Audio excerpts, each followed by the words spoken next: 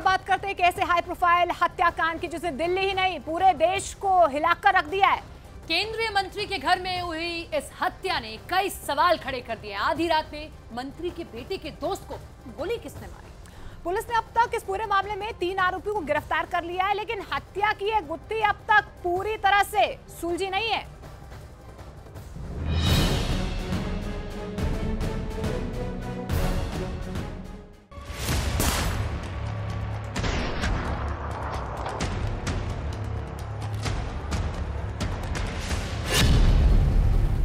केंद्रीय मंत्री के घर में कैसे हुआ मर्डर? उसकी हत्या की गई। विकास किशोर जी का घर था, माननीय मंत्री जी के लड़के का घर था। और विकास किशोर जी वहीं पर रहते थे, वहीं पे मेरा भाई उनके साथ रहता था। कौन है विनय श्रीवास्तव का कातिल? वहाँ पे 3 लड़के जो हैं, उसमें अजय रावत, अंकित वर्मा और शमीम, इन दोनों ने मिलकर के उसकी हत्या कर दी है गोली मारकर। मंत्री के घर में किसने की हत्या की प्लानिंग? झड़प के होते हुए उसकी हत्या की गई। हत्या के वक्त घर में कौन कौन मौजूद था? जांच होगी, उसमें जो सच होगा वो निकल करके आएगा। जो भी दोषी होगा उसके खिलाफ कार्रवाई होगी। कौन कौन थे ये मुझे तो नहीं पता, क्योंकि आशु नहीं था। आशु कल दिल्ली चला गया। उत्तर प्रदेश की राजधानी लखनऊ में मर्डर होता है। वारदात को अंजाम देने के लिए केंद्रीय मंत्री कौशल किशोर का घर चुना जाता है। मर्डर से पहले जुआ खेला जाता है और जुए में हार जाने पर विनय श्रीवास्तव को मौत के घाट उतार दिया जाता है। इन तीनों आरोपियों को गौर से देखिए, यही वो चेहरे हैं जिनके ऊपर विनय श्रीवास्तव की हत्या का आरोप है। पुलिस के मुताबिक केंद्रीय मंत्री कौशल किशोर के लखनऊ स्थित घर में विनय श्रीवास्तव की हत्या जुए में हुए झगड़े में हुई। विनय श्रीवास्तव मंत्री कौशल किशोर के बेटे विकास का दोस्त था। पुलिस ने उसकी हत्या करने के आरोप में 3 लोगों को गिरफ्तार किया है। पकड़े गए आरोपियों की पहचान अंकित, अजय और शमीम बाबा के रूप में हुई है। पुलिस के मुताबिक जुए में हार जीत को लेकर घर में झगड़ा हुआ था। विनय श्रीवास्तव जुए में अंकित से करीब 12,000 रुपए हार गया था। जीत के बाद अंकित ने जुआ खेलने से मना कर दिया। इसी बात को लेकर नशे में उनके बीच कहासुनी हुई, जिसके बाद विनय ने बेड के नीचे से पिस्टल निकाली और छीना झपटी में गोली चलने से विनय की मौत हो गई। प्रथम दृष्टया पूछताछ में सामने आया है कि ये लड़के आपस में जो है जुआ खेल रहे थे और जुआ खेलने को लेकर के विवाद हुआ है।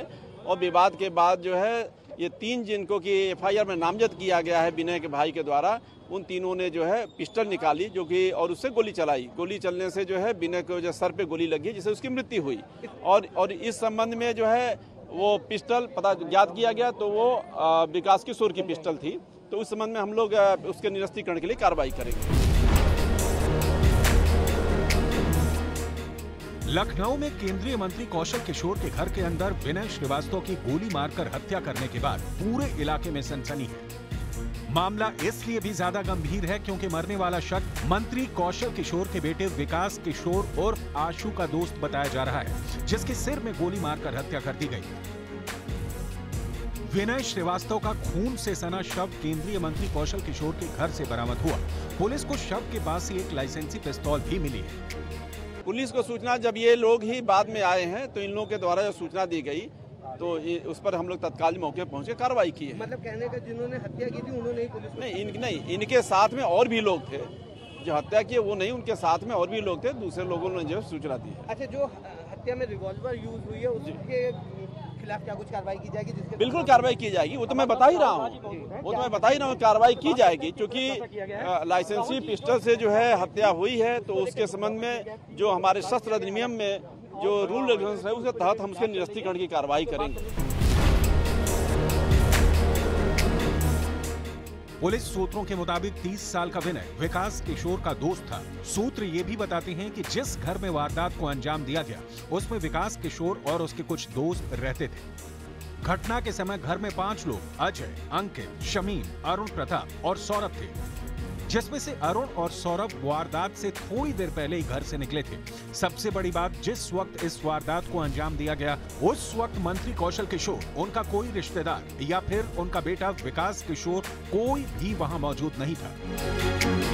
जो मृतक थे, मृतक के साथ जो 3 लोग थे इसी घर में रात में रुके हुए थे। और यहाँ पर तस्वीरें देखिए, मैं घर के अंदर की यह तस्वीरें आपको दिखा रहा हूँ। मृतक अनुराग,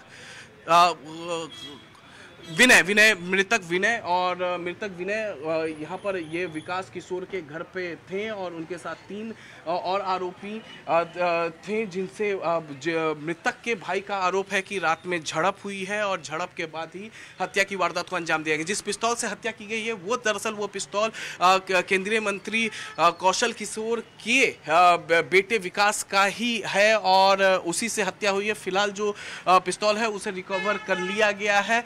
विकास उस दौरान दिल्ली में थे और कौशल किशोर के मुताबिक वो अपनी मां को देखने के लिए दिल्ली पहुंचे हुए थे और फिलहाल विकास जो है वापसी कर रहे हैं। केंद्रीय मंत्री कौशल किशोर और उनके बेटे विकास का साफ साफ ये कहना है कि पुलिस जो भी सहयोग उनसे मांगती है, जिस तरीके से भी उन्हें पूछताछ में शामिल करने के लिए कहेगी वो पूछताछ में शामिल होंगे। हर तरीके का सहयोग पुलिस को वो करेंगे और मृतक के परिवार के साथ वो हैं।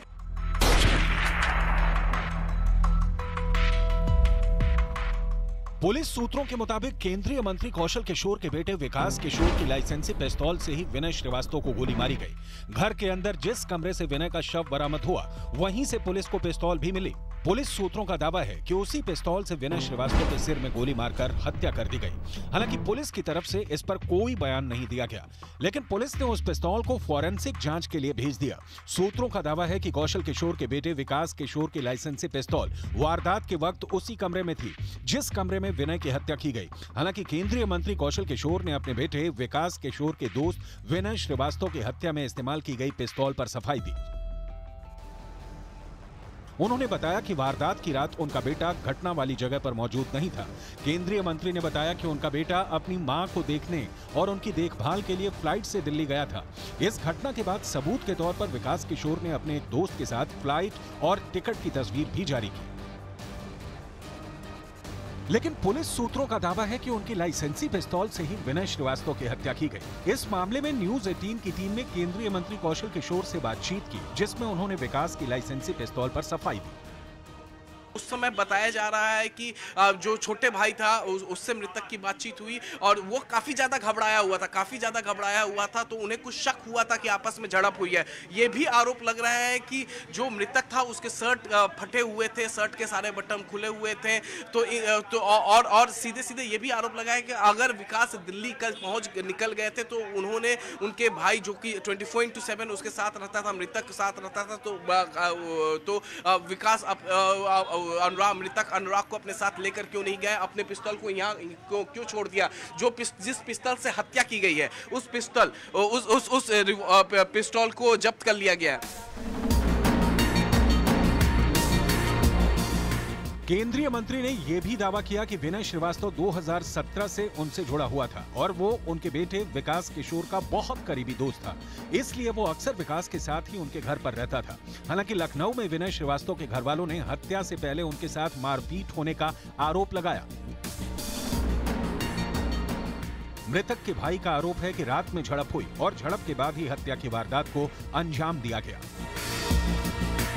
विनय श्रीवास्तव के भाई का कहना है कि रात करीब 1:20 पर उनकी विनय से बात हुई थी। तब उन्हें ऐसा लगा कि विनय काफी परेशान है। विनय की हत्या के बाद उनके घर में कोहराम मचा है। घर वालों का रो रो कर बुरा हाल है। घर वाले पुलिस से इंसाफ की गुहार लगाते हुए हत्याकांड में शामिल लोगों के खिलाफ कड़ी कार्रवाई की मांग कर रहे हैं। विनय के घर वालों को शक है कि विनय की हत्या सोची समझी प्लानिंग के साथ की गई है। घर वालों ने हत्या में शामिल आरोपियों को फांसी की सजा देने की मांग की है। इस हत्या के बाद एक बड़ा सवाल सीसीटीवी फुटेज को लेकर भी उठ रहा है, क्योंकि जिस कमरे में विनय श्रीवास्तव का शव मिला उसका सीसीटीवी कैमरा बंद मिला है। बताया जा रहा है कि पुलिस ने घर के बाकी कैमरों का डीवीआर जब्त कर लिया है। सीसीटीवी जो है डीवीआर ले लिया गया है और उसको हम लोग जो है चेक कर रहे हैं और जांच करने के बाद हम आपको जल्दी अपडेट कर देंगे। विनय श्रीवास्तव हत्याकांड में फिलहाल पुलिस ने 3 आरोपी अंकित वर्मा, अजय रावत और शमीम और बाबा को हिरासत में लेकर पूछताछ शुरू कर दी है। उम्मीद की जा रही है कि जल्द इस हाई प्रोफाइल मामले में बड़ा खुलासा हो सकता है।